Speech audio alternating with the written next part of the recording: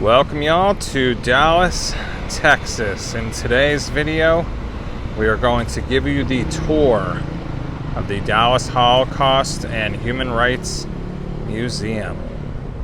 Hey y'all, my name is Nick and I travel across North America in search of famous graves and dark history locations, and now and then, when possible, I like to visit a museum that I think you all would like. This one should be very interesting in my hometown of Dallas, Texas. Checking out the Holocaust Museum. Almost past this tree right up, walking into the museum. Check this out. A survivor tree from the Oklahoma City bombing, April 19th, 1995. So it looks like they brought this tree that would have seen the terror that day right here into Dallas and placed it in front of the museum. How cool is that?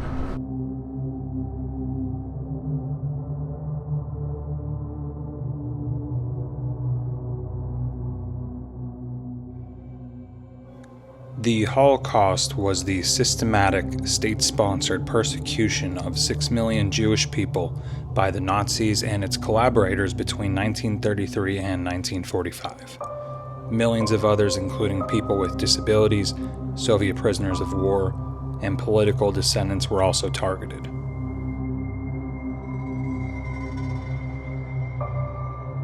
After Adolf Hitler took power, the Nazis used propaganda and discriminatory laws to strip Jewish people of their civil rights and exclude them from society.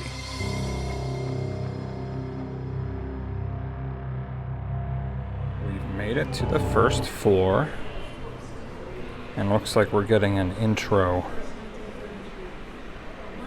as a museum would normally start. A woman named Suzanne Levy left Germany for Britain in 1939, and this is the backpack she was carrying. I was waiting to see if they were going to talk about Anne Frank in this museum, which I'm sure they were. My wife has actually read the journal of hers that they made into a book and finds her whole story very fascinating, but sad. One of more than 1.5 million children murdered in the Holocaust. During World War II, the Nazis forced Jews into overcrowded, sealed ghettos. Following the invasion of the Soviet Union, killing squads murdered over 1 million people in mass shootings.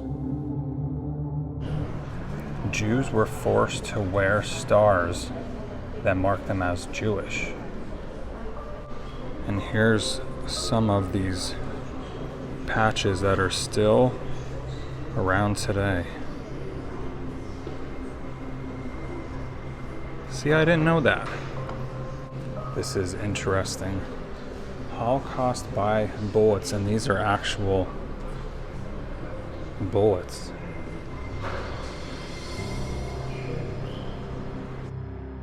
The Nazis implemented a systematic plan to exterminate all European Jews. Millions were deported to specially designed extermination camps, where they were murdered in gas chambers. This is an actual spoon, the top of a spoon, and a bullet cartridge that were found by a mass grave area. And they're showing us a picture of a mass grave site right there.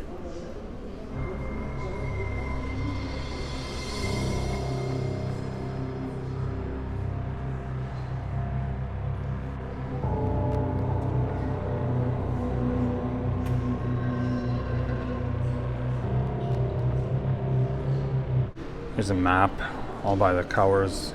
So yellow is the ghettos, blue concentration camps, labor camps green, but death camps are red. Total points shown on map about 2,600. And if we bring you out, here's the map.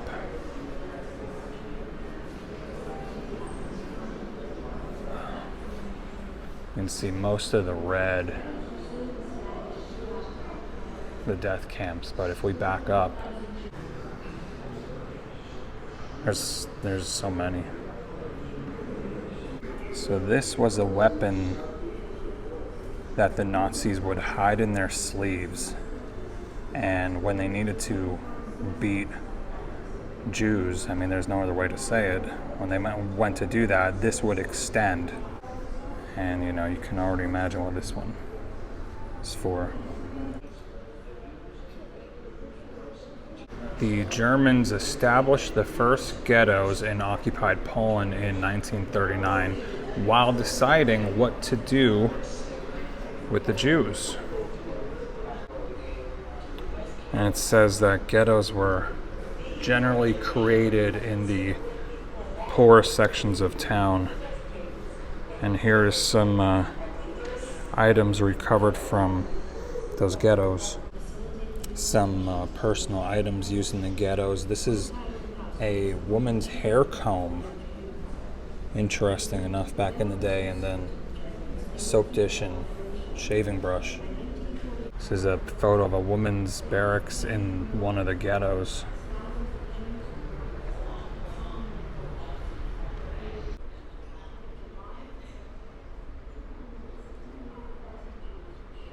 So there is one particular large item I've been waiting to see in this museum based off the photos.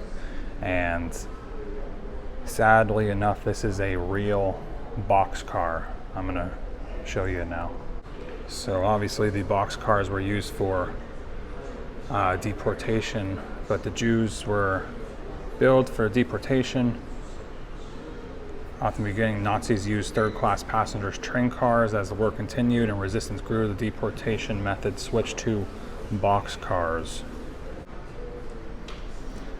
And this is an actual boxcar that was used to transport Jews, not a replication at all, an actual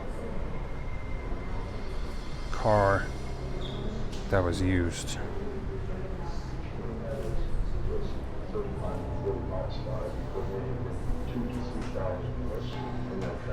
This is beyond sad.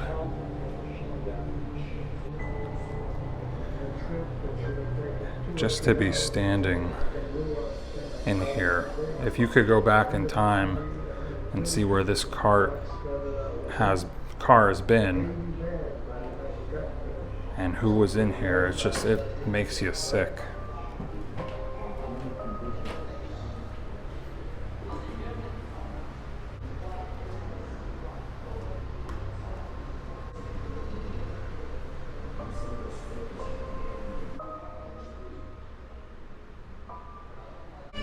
This belt was worn by a man named Harry in the concentration camps, and by the end of the war, his waist was this narrow to starvation.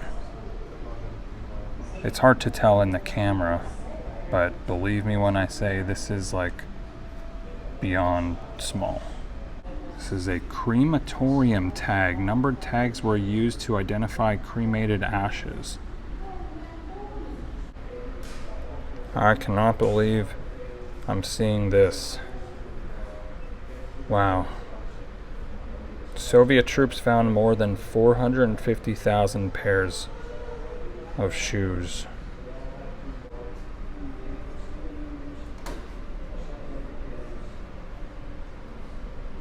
Wow, this was an actual barbed wire that was used, and it says at Auschwitz, electrified barbed wire was used to prevent escapes.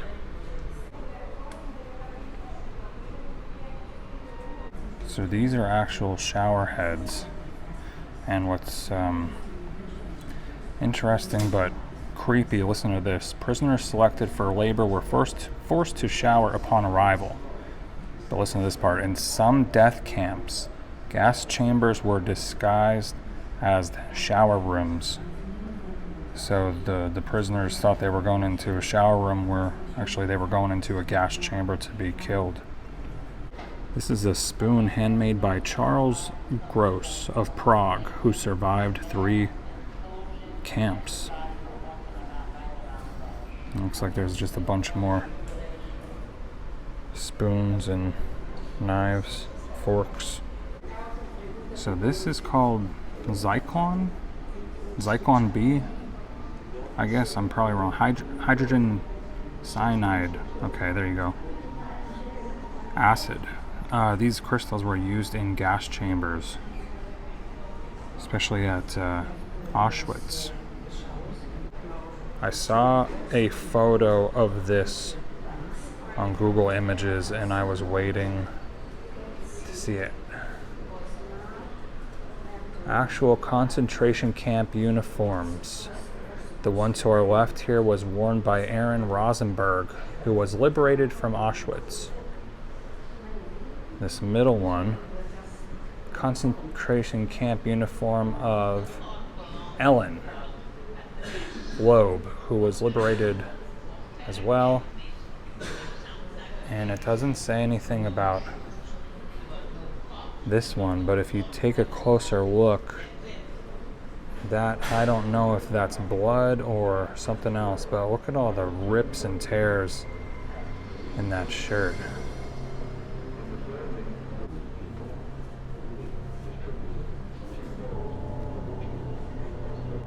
This is just beyond sad. 1.5 million Jewish children were murdered in the Holocaust.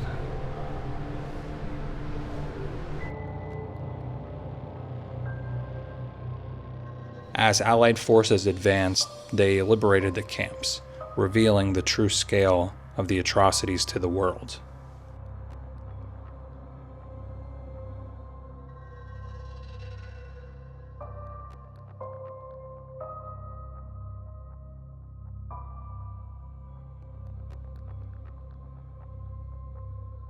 After liberation, survivors at Bergen-Belsen concentration camp wander outside of the barracks. Wow, just look how skinny. I think this is actually interesting. So sweet, so bitter. The day the war ended was one of the saddest days of my life. I really had to face the fact I didn't have anybody to go back to. I didn't have a country to go back to. I didn't have a family to go back to.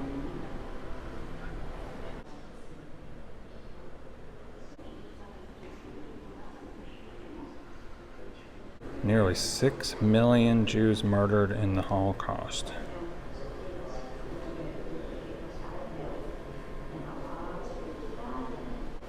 And I have to tell you something about Hungary.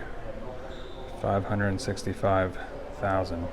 So something interesting about my family history. My dad's side of the family, his father and his father's father were Hungarian. That's where my last name comes from. And I don't know all the stories. I never met my great-grandfather, but he was from Hungary, and this was all going on when he lived there. So his parents actually shipped him by himself over to the US, and then he was adopted somehow. And that's about all the story I know. But my grandfather had my grandfather, which had my dad, who had me, and here I am today. So, interesting family fact. All right, so it looks like we've made it through the Holocaust Museum and are entering the civil rights section of the museum. If you are interested, I did tour the National Civil Rights Museum, which is connected to the Lorraine Hotel where Martin Luther King Jr. was shot and killed. That is on my channel. If you want to go see that museum and that location, make sure you check out the museum's playlist on my channel, which will be available at the end of this one. But like I said, if you want to go there now, just go in playlist, go to museums, and you'll be taken there. My daughter is having fun at the museum. This is an original scroll belonging to a Jewish congregation, confiscated by the Nazis during the Holocaust and rescued after World War II.